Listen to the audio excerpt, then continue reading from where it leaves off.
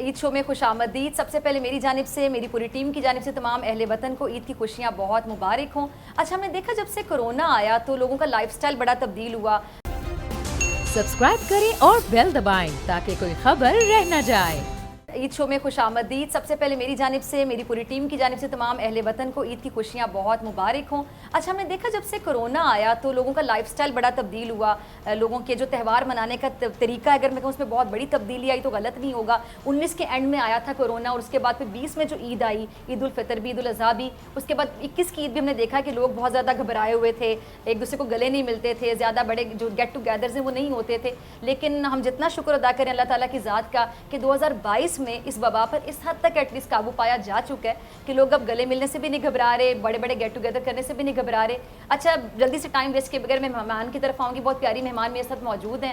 ہم ان سے کرونا کے بارے میں بھی بات کر سکتے ہیں, ان سے سیاست کے بارے میں بھی بات کر سکتے ہیں, اور بہت سی باتیں کر سکتے ہیں. اچھا, میں اگر ان کا تعارف کرواؤں تو کہاں سے شروع کروں, کہاں پہ ختم کروں؟ اگر میں صرف ایک جملہ بول دوں کہ شخصیت ایک ہے اور تعارف بے شمار ہیں.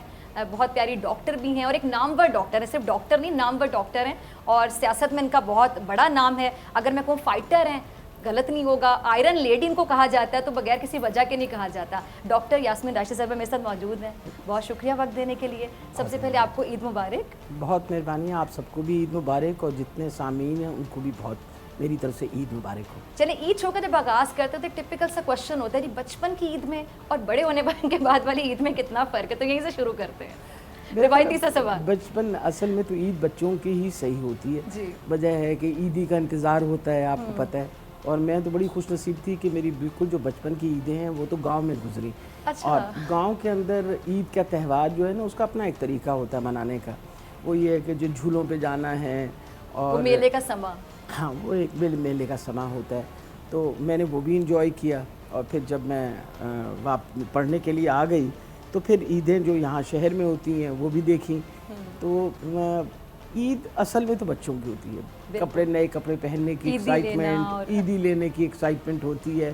پھر یہ ہے کہ جی وہ پھر عیدی گنی جاتی ہے, آپ کو پتہ ہے, آخر میں پھر امی ابا سے لڑائی ہوتی ہے کہ یہ میرے پیسے آپ نے نہیں لینے. اچھا, آپ نے وہی والی بات کہہ دی کہ میری اماں تو بچپن میں نا آدھی عیدی رکھ لیتی تھی کیونکہ میں نے بھی دینی ہے نا آگے. تو یہ سب گھر کی کہانی ہے. یہ گھر کی کہانی ہے. وہ پھر لڑائی ہوتی تھی کہ یہ میری عیدی ہے, آپ نے نہیں دینی. ہاں, بالکل نہیں دینی. لیکن یہ ہے کہ تہوار واقعی بچوں کا تھا, لیکن بڑوں کے لیے بھی ایک بہت اچھا تہوار اس لیے ہوتا ہے کہ میں سوچتی ہوں کہ جو میل ملاپ, بہت ساری فیملی کے ساتھ کئی دفعہ مہینے گزر جاتے ہیں, آپ ملاقات نہیں کر سکتے. عید ایسا تہوار ہے, ایک ایسا تہوار ہے کہ ملاقات کرتے ہیں, ملاقات ہو جاتی ہے. اچھا, آپ نے کیا ٹاپک چھیڑ دیا ڈاکٹر صاحبہ آج اس موقع کی مناسبت سے, اس پلیٹ فارم سے. میں چاہتی ہوں کہ یہ پیغام دیں لوگوں کو کہ آپ کی زندگی کا تجربہ ہے کہ کچھ لوگ عید پہ بھی نا دلوں میں جو کڑواہٹیں ہوتی ہیں, رنجشیں ہوتی ہیں, کینہ, بغض, وہ نہیں نکالتے. مطلب ایک رشتہ دار ناراض ہے, سگے بہن بھائیوں میں اس طرح کے تعلقات خراب ہو جاتے ہیں, تو پہل کوئی نہیں کر رہا ہوتا. اس کے لیے کانفیڈنس کی ضرورت ہوتی ہے کہ آپ ذرا کریج پیدا کریں, ہمت کریں کہ آپ پہل کر لیں, اور پہل کرنی چاہیے. لیکن بہت سے لوگ عید پہ بھی نا ناراض رہتے ہیں. لیکن میرا خیال ہے سب سے اہم چیز ہے کہ ایک اچھے مسلمان ہونے کے ناطے آپ کو پتہ ہے کہ اللہ تعالیٰ کا بھی بہت حکم ہے کہ آپ کنبہ پروری میں بہت زیادہ ایمفسائز کیا ہوا ہے کہ آپ اپنے خاندان کا خیال رکھیں, آپ ہر طریقے سے اپنے خاندان والوں کے ساتھ تعلقات بھی اچھے رکھیں. یہ بھی ذکر ہے. تو وجہ یہ ہوتی ہے کہ آپ کی اصل اسٹرینتھ تو آپ کی فیملی ہے نا. اور میرا خیال ہے کہ یہ چھوٹی چھوٹی دنیاوی باتوں کے اوپر جب ہم ناراضگیاں اختیار کر لیتے ہیں تو خدا جانے کتنے دل دکھائے جاتے ہیں. الحمدللہ میں تو اپنے آپ کو بڑا خوش نصیب سمجھتی ہوں. ایک تو مجھے سے کوئی ناراض ہو, مجھے پتہ بھی نہیں چلتا کہ کوئی ناراض ہو گیا.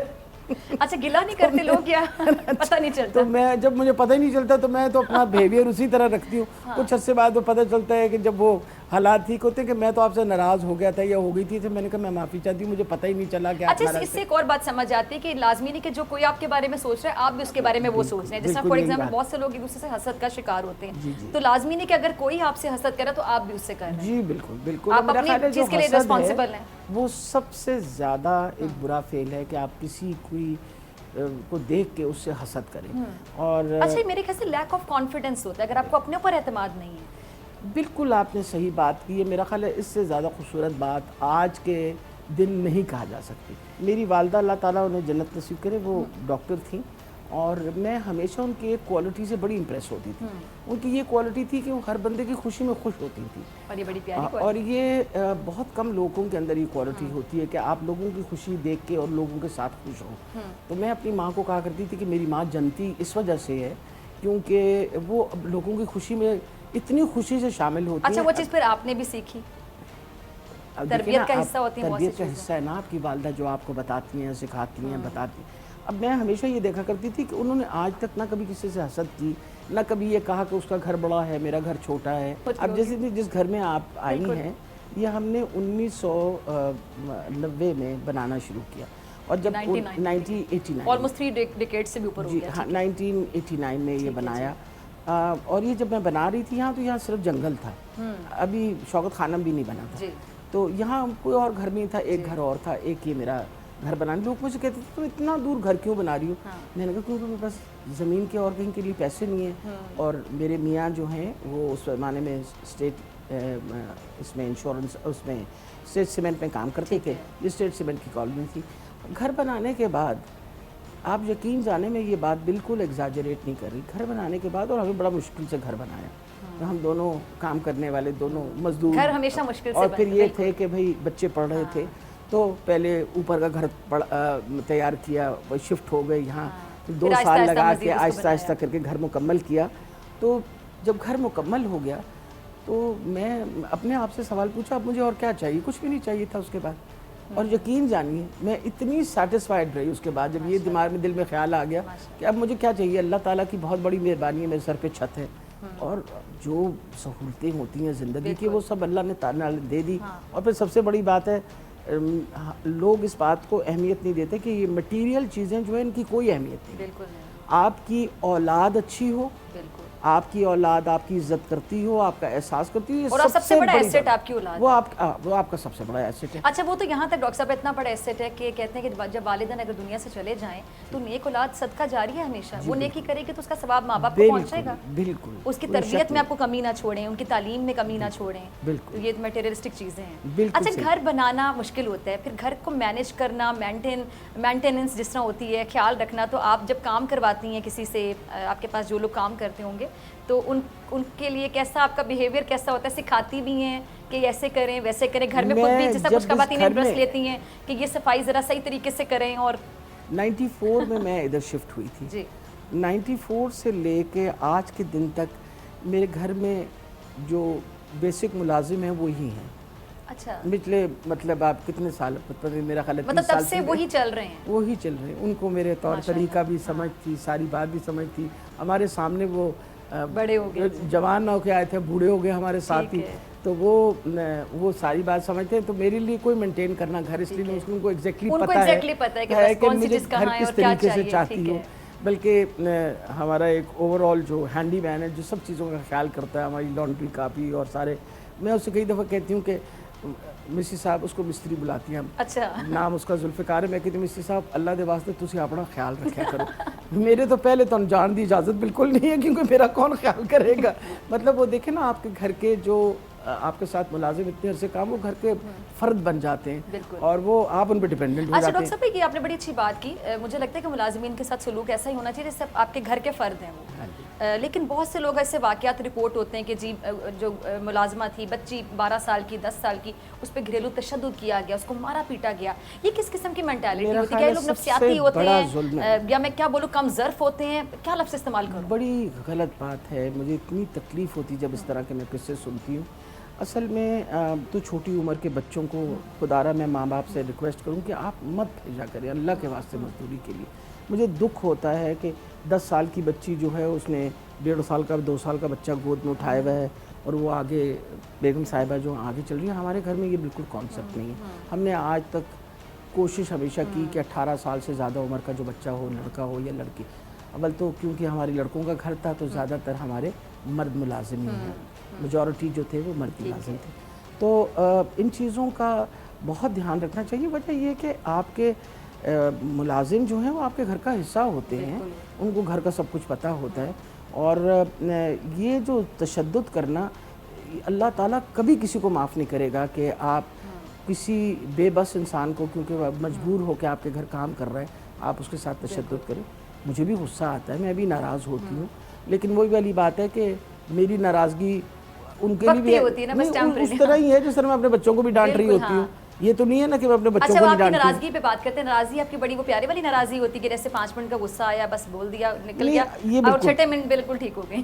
میں جب غصہ کر لیتی ہوں اس کے بعد پھر بھول جاتی ہوں. بالکل. بلکہ بعد میں مجھے لوگ جاتا آپ اس وقت ناراض ہوئی تھی, میں نے کہا اچھا میں تو بھول گئی تھی. مطلب جب ڈانٹ ڈونٹ دیا اور غصہ نکال دیا تو بس بات ختم. اچھا, کہ جو پیور لوگ ہوتے ہیں نا, بڑے پیور سے, وہ اسی طرح کے ہوتے ہیں کہ بس غصہ نکال دیا, دل میں بھی نہیں رکھا, لیکن کہہ دیا. میرے کیسے کہہ دینا دل میں رکھنے سے بہتر ہوتا ہے ڈاکٹر صاحب؟ بہت بہتر ہوتا ہے. کیونکہ زیادہ ہم لوگوں کو جانتے ہیں کہ جو دل میں رکھ لیتے ہیں اور کہتے نہیں ہیں, تو جو ایکسپریسو ہوتے ہیں کہہ دیتے ہیں, غصے میں بھی کہہ دیا. میں جب ہاسپٹل میں بھی کام کیا کرتی تھی تو میں was a very strict administrator, بڑی سختی کرتی تھی, اور میں کہتی تھی کہ بھائی سب نے وقت سے ساتھ آنا ہے, مریضوں کا بہت دھیان رکھنا ہے, سب کچھ. ناراض ہو کے ڈانٹ ڈونٹ کے پھر میں بھول جایا کرتی تھی. تو مجھے ابھی تک یاد ہے, ایک میری رجسٹرار تھیں, اب تو وہ بہت بڑی گائنیکالوجسٹ بن گئی. آپ ایک دن وہ میں تھیٹر میں اس کو میرے سے بہت زیادہ ڈانٹ پڑی. میں نے اس کو تھیٹر سے نکال دیا. میں نے کہا تم کو میں نے منع کیا تھا اور بتایا تھا, سمجھایا تھا کسی مریض کے بارے میں, ڈانٹا ڈونٹا اور اس کو ڈانٹ ڈپٹ کے میں نے کہا چلو نکل جاؤ, چل باہر. اچھا, اب وہ اس کے ساتھ میری اچھے تعلقات تھے. اب وہ بیچاری کہیں روتی رہی ہوگی, مجھے نہیں پتا. تو 2 دنوں کے بعد وہ گھر آئی مجھ سے بات کرنے کے لیے. وہ سیڑھیاں چڑھ رہی تھی تو میں اپنے بیٹے کو نا کمرے سے باہر نکالی. میں نکل جاؤ باہر, تمہیں میں نے جب سمجھایا تو تم نے میری بات کیوں نہیں سمجھی. میں کہا چلو نکل جاؤ, گیٹ آؤٹ فرام ہیئر. تو اس کو میں ڈانٹ رہی تھی تو وہ سیڑھیاں چڑھ رہی تھی. تو وہ جب سیڑھیاں چڑھ کے اوپر آئی تو مجھے ایک ایسے نیچے جھک گئی. تو میں نے اس کو دیکھا, میں نے کہا ابھی آ جاؤ بیٹا اوپر آ جاؤ. تو اٹھ کے بیچاری ڈرتی رہتی اوپر آئی. میں نے کہا کیا ہو گیا؟ کہتی ہے کچھ نہیں, میں آپ سے کوئی گلہ کرنے آئی تھی لیکن میں اب گلہ نہیں کروں گی. میں نے کہا کیوں, کیا ہوا؟ کہتی ہے اصل میں آپ نے اس دن مجھے ڈانٹا نا اور آپ نے مجھے نکال دیا تھیٹر سے باہر, تو میں بڑی روئی تھی جا کے. ابھی میں نے دیکھا آپ فاروق کو بھی اسی طرح ڈانٹ کے کمرے کو سے باہر نکال دیا. تو میں نے کہا پھر آپ ہمیں بطور اولاد ہی سمجھ کے تو آپ اس طرح. تو میں یہی بات بتا رہی ہوں, انسان بہتر ہے کہ انسان غصہ کر کے, اور غصہ کیوں کرتے ہیں آپ کسی میں اصلاحات کرنے کی کرتے ہیں. تو میں تو دل میں کبھی کوئی بات اس طرح کی نہیں رکھی. اچھا, ایسے لوگ مجھے بڑے پیارے لگتے ہیں, دل میں بات نہیں رکھتے, کہہ دیتے. میں کہتے کہتے ہیں بس دل میں نہ رکھیں. اچھا ڈاکٹر صاحب, بچوں کے بارے میں بتائیے, کتنے بچے ہیں آپ کے, کیا کیا کرتے ہیں؟ جی الحمدللہ, اللہ تعالیٰ کی مہربانی سے 4 بچے ہیں. بڑی بیٹی ہے میری, وہ بھی گائنیکالوجسٹ ہیں ماشاءاللہ, اسسٹنٹ پروفیسر ہیں, اور انہوں نے بھی فیٹل میڈیسن میں اسپیشلائز کیا ہے انگلینڈ سے. انہوں نے MRCOG بھی اپنے انگلینڈ سے کیا ہے, یہاں سے بھی FCPS کیا ہوا ہے ماشاءاللہ. ان کے 4 بچے ہیں. ان کی بلکہ بڑی بیٹی جو ہے اس کا ریسنٹلی شادی ہوئی ہے, بچی ان کی لائر ہے. تو میری نواسی کی بھی شادی ہو گئی ہے. سو میں بڑی خوش نصیبی, جس دن میں اس کی شادی میں شامل تھی تو میں اپنے آپ کو بڑا خوش نصیب اس لیے سمجھتی تھی. میں کہتی کتنی نانیاں ہوں گی جنہوں نے اپنی بچوں کی اس طرح خوشیاں دیکھی, تو بڑی خوش نصیب اللہ ان کے بچوں کی خوشیاں بھی آپ کو دکھایا, پر نانی بھی بنے. ہاں جی, اور ماشاءاللہ اس کے 2 بیٹے 2 بیٹیاں, اور پھر اس کے بعد بڑا بیٹا جو میرا وہ پائلٹ ہے, وہ سرین ایئر لائن میں آج کل فلائنگ کر رہے ہیں اور کیپٹن ہیں. اور اس کے بعد جو درمیانہ والا بیٹا ہے وہ پاکستان اسٹیٹ آئل میں کام کرتے ہیں. جو چھوٹا والا ہے وہ باہر ہیں میکنزی کے اندر ایسوسیٹ پارٹنر. جو ماشاءاللہ بچے میرے سارے سیٹلڈ ہیں, بچے سب کی شادیاں ہوئی ہیں, اور الحمدللہ جو کہتے ہیں نا نواسیاں اور پوتے پوتیاں, اللہ تعالیٰ نے سب کچھ دیا ہے. بہت انجوائے کرتی ہوں میں تو اپنے نواسیوں کو اور اپنے پوتیوں کو, سب کو سوئمنگ میں نے خود سکھائی. تو اچھا وہ ہوتا ہے نا انٹریکشن, اس وجہ سے کہ مطلب مجھے ویسے سوئمنگ کا بہت شوق تھا شروع سے, اور ایک بڑی اچھی بہترین ایکسرسائز ہے, اور میں نے اپنے سارے بچوں کو بھی خود ہی سکھائی تھی سوئمنگ. تو وہ اس دن میری 2-3 سال پہلے کی بات ہے, میں پوتی کو سوئمنگ سکھائی. تو وہ جاتی تھی سوئمنگ, میں دیکھا کرتی تھی. مجھے تو اولمپکس ہو رہے تھے, اپنا ٹی وی پہ دیکھ رہی تھی. تو سوئمنگ کے ایونٹ آیا نا, تو اپنے دادا سے پوچھتی ہے, دادا وائی از دادی not going into the Olympics. تو اب میں واپس آئی تو میرے میاں نے کہا چلو تمہارا کوئی فین, پھر ارادہ کیا کہ آپ اولمپکس میں جائیں. تو میں واپس آئی تو میں اتنا ہنسی کہ وہ کہہ رہی تھی, راشد مجھے کہتے ہیں, راشد بھی بہت ہی واز اپنے سوئمنگ کے کیپٹن تھے اس کے اندر. تو مجھے کہنے لگے بچے بھی ہمارے سب دے آل کلر ہولڈرز ان سوئمنگ. ان کو اتنا سکھا دیا تھا کہ وہ کمپیٹیٹیولی بھی, اور میں بھی پنجاب نمبر 1 رہی کافی عرصے. تو وہ میں نے دیکھتے ساتھ مجھے کہتے ہیں چلو ਹੋਰ ਤੇ ਕੋਈ ਨਹੀਂ ਤੇ ਤੇਰੀ ਪੋਤੀ ਜਿਹੜੀ ਹੈ ਉਹ ਤੇਰੀ ਬੜੀ ਵੱਡੀ ਫੈਨ ਹੋ गई है वो पूछ रही थी कि तू ओलंपिक्स में क्यों नहीं गई। नहीं, मैंने वही सोचा ना ऑन अ लाइटर नोट कि आपने फिर इरादा किया कि ओलंपिक्स में जाते हैं। इसी तरीके से मेरी नवासी जो है वो सुबह हम इकट्ठे जाते थे स्विमिंग के लिए, तो मुझे कहने लगी कि नानी वो मेरी एक फ्रेंड पूछ रही थी तुम सुबह किसके साथ स्विमिंग के लिए जाती हो, तो उसने कहा मैं अपनी नानी के साथ जाती हूँ। तो उसने कहा नानी के साथ जाती हूँ स्विमिंग के लिए, तो बड़ी परेशान हुई। really cute. तो उसने कहा तुम्हारी नानी को स्विमिंग आती है, तो उसने कहा मेरी नानी को सिर्फ स्विमिंग नहीं आती, माय नानी dives into the pool. Actually मैं अभी भी डाइव करके ही एंटर करती हूँ पूल में, तो कहती है she actually dives into the pool. कहती है नानी वो तो बिल्कुल स्टेट ऑफ शॉक में थी। अच्छा, ये बात आपने पहले कभी टीवी पे बताई है किसी को कि आपको स्विमिंग का इतना शौक है? ये वैसे देखने बहुत से देखने वालों के लिए ब्रेकिंग न्यूज़ होगी कि डॉक्टर साहिबा बहुत अच्छी स्विमर भी हैं। नहीं, मैं तो बेटा स्पोर्ट्स के अंदर बहुत इन्वॉल्व रही। मैं पाकिस्तान नंबर 2 रही हूँ टेबल टेनिस के अंदर। डॉक्टर साहब इतना सब कुछ माशाल्लाह माशाल्लाह माशाल्लाह, मतलब कैसे डॉक्टर भी हैं आप?